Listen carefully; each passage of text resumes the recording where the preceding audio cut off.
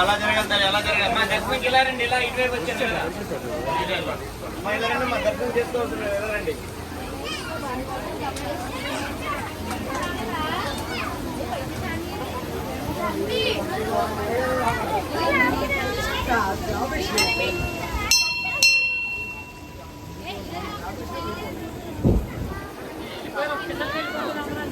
మా దర్శనానికి అలాగే రావాలి, అటువైపు నుంచి మాకు అటు సైడ్కి వెళ్ళండమ్మా దర్శనానికి.